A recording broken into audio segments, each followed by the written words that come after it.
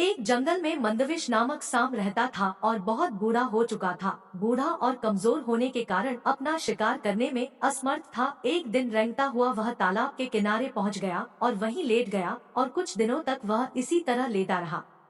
उसी तालाब में बहुत सारे मेंढक भी रहते थे। उन्होंने तालाब किनारे लेटे हुए सांप की हालत के बारे में मेंढकों के राजा जालपाद को बतलाया। मेंढकों का राजा जालपाद उस सर्प के बारे में जानने के लिए सर्प के पास पहुंचा और जालपाद बोला, हे सर्पराज, मैं मेंढकों के राजा जालपाद हूँ और इसी तालाब में रहता हूँ। आपकी हालत के बारे में कुछ मेंढकों ने मुझे बतलाया था। आप इतने सुस्त क्यों पड़े हुए हो? आपकी यह हालत किसने की है? क्या आप हमें कुछ बतलाओगे? मेंढकों के राजा से इस प्रकार के प्रश्न सुनकर सर्प ने बनावटी कहानी बनाई और बोला, है मेंढकों के राजा, मैं एक गांव के पास रहता था। एक दिन एक ब्राह्मण के पुत्र का पैर मेरे ऊपर रखा गया था और मैंने उसे काट दिया, जिससे उस ब्राह्मण पुत्र की मृत्यु हो गई थी। उस ब्राह्मण ने मुझे श्राप दिया कि मुझे किसी तालाब के किनारे जाकर मेंढकों की सेवा करनी होगी और उन्हें अपनी पीठ पर बैठकर घुमाना होगा। सर्प के मुंह से इस प्रकार के बातें सुनकर मेंढकों का राजा जालपाद बहुत खुश हुआ। उसने सोचा कि अगर इस सर्प से मेरी दोस्ती हो जाती है और मैं इस सर्प की पीठ पर बैठकर सवारी करूंगा तो दल का कोई भी दूसरा शक्तिशाली मेंढक मेरे खिलाफ विद्रोह भी नहीं कर सकेगा। जालपाद को कुछ सोचता हुआ देख सर्प बोला, भद्र, मैं सोच रहा था कि मुझे उस ब्राह्मण का श्राप भोगना पड़ेगा। किसी और मेंढक को अपनी पीठ पर बैठाकर घुमाने से अच्छा है मैं मेंढकों के राजा को अपनी पीठ पर बिठलाऊं। अगर आप चाहे तो मेरी पीठ पर बैठकर देख सकते हैं। मेंढकों के राजा जालपाद ने सांप की बात पर विश्वास कर लिया और झिझकते हुए सांप की पीठ पर बैठ गया। सांप ने उसे पूरा तालाब घुमाया और लाकर पुनः उसी स्थान पर छोड़ दिया। मेंढक जालपाद को सांप की गुदगुदी पीठ पर बैठने में बहुत आनंद आया और वह रोज सांप की पीठ पर बैठकर तालाब में घूमने का आनंद लेता और अपने सजातियों को सांप का भय दिखलाता। एक दिन जब वह सांप की पीठ पर सवारी कर रहा था तब सर्प बहुत धीरे धीरे चल रहा था। मेंढक जालपाद ने पूछा, आज आप इतने धीरे धीरे क्यों चल रहे हो? आज सवारी में मजा नहीं आ रहा है। सर्प बोला, मित्र, मुझे कई दिनों से भोजन नहीं मिला है, इसीलिए कमजोरी आ गई है और मुझसे चला नहीं जा रहा है।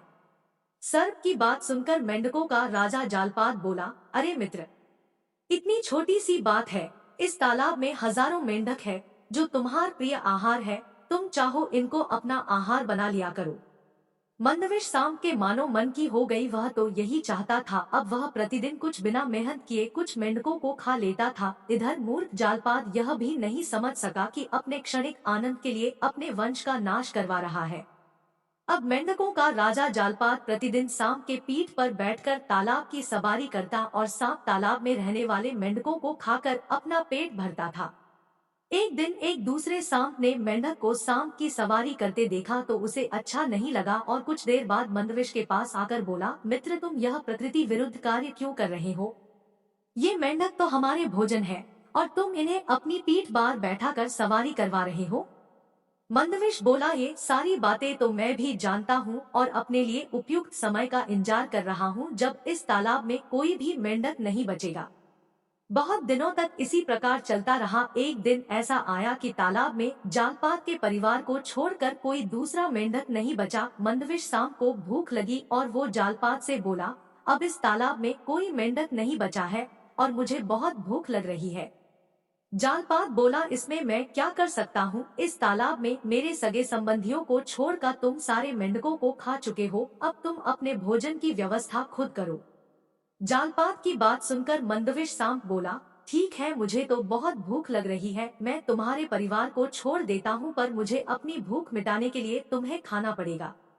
मंदविश सांप की बात सुनकर जालपाद के पैरों तले जमीन खिसक गई और उसने अपनी जान बचाने के लिए अपने सगे संबंधियों तक को खाने की अनुमति दे दी। देखते ही देखते सांप ने जालपाद के सभी रिश्तेदारों और परिवारों वालों को खा लिया। अब तालाब में मेंढकों सिर्फ जलपाद बचा था। मंदविश सांप जलपाद से बोला, अब इस तालाब में तुम्हें छोड़कर कोई भी मेंढक नहीं बचा है और मुझे बहुत भूख लगी है। अब तुम ही बतलाओ मैं क्या करूं? मंदविश सांप की बात सुनकर जालपाद मेंढक डर गया और बोला, मित्र, तुम्हारी मित्रता में मुझे अपने वंश और परिवार के लोगों को खो दिया है। अब तुम कहीं और जाकर अपना भोजन देख लो। जालपात की बात सुनकर मंदविश सांप बोला, मित्र, तुम्हारा कहना मैं मान लूंगा। तुमने अपने स्वार्थ के कारण अपने जन्मजात दुश्मन को अपना मित्र बनाया और अपने सगे संबंधियों को मेरा भोजन बनवाया। अब तुम अकेले इस दुनिया में रहकर क्या करोगे? इतना बोलकर सांप ने जालपात मेंढक को भी मारकर अपना आहार बना लिया। सांप और मेंढक की कहानी से हमें शिक्षा मिलती है कि जो व्यक्ति अपने छोटे छोटे स्वार्थों को पूरा करने के लिए अपने शत्रुओं से मिलकर अपने सगे संबंधियों और कुटुंब के लोगों का बुरा करते हैं, अंत में वो भी नष्ट हो जाते हैं।